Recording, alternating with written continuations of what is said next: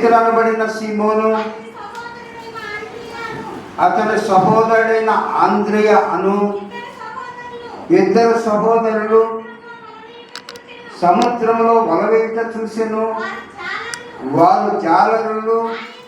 ఆయన, నా వెంబడి రండి, నేను మిమ్ములను మనుషులను పట్టు జాలరులుగా చేతునని వారితో చెప్పెను.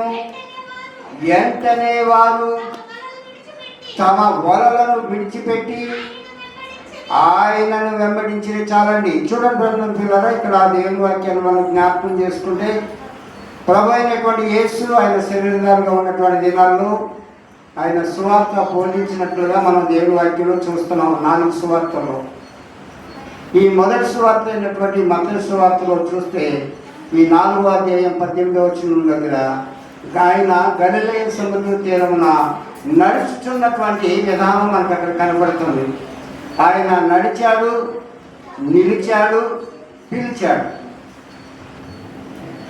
కనుక ఆయన నడిచినటువంటి అనుభవం కనబడుతుంది, నిలిచిన అనుభవం కనబడుతుంది, పిలిచిన అనుభవం కనబడుతుంది.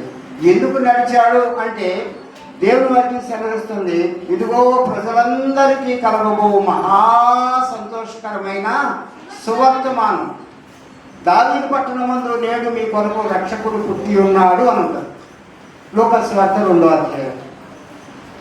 ఇదిగో ప్రజలందరికీ అనగా ప్రజలుగా ఉన్నటువంటి వాళ్ళందరికీ కలగబోయే రక్షణ కొరకు ఆయన ఈ లోకానికి దేవుని చేత పంపబడినటువంటి వ్యక్తిగా ఉన్నాడు కనుక ఆ పనిలో భాగంగా ఆయన ఏం చేస్తున్నాడంటే సువార్త బోధించడానికి ఎవరు దొరుకుతారా అని ఏం చేస్తున్నాడంటే అన్వేషణ చేస్తాడు. ఈ గలిలయ సముద్ర తీరమున ఆయన నడిచినట్లుగా కనబడుతుంది. ఆయన అనక ఎక్కడికి, ఎందుకు నడుస్తున్నాడు, ఎవరి కొరకు నడుస్తున్నాడంటే నశించిన దాన్ని వెదకి రక్షించుటకు మనిషి కుమారుడుగా ఆయన ఈ లోకానికి వచ్చాడు. మనిషి కుమారుడుగా వచ్చాడు కనుక తనలాంటి మనుషుల కొరకు ఏం చేస్తున్నాడంటే నడిచేవాడుగా ఉన్నాడు. మరి ఎందుకు నిలిచాడు అంటే తనలాంటి మనుషులను వారిని పిలవడానికి ఆయన నిలిచాడు. మూడోది ఏం చేశాడంటే నా వెంబడి రండి అని.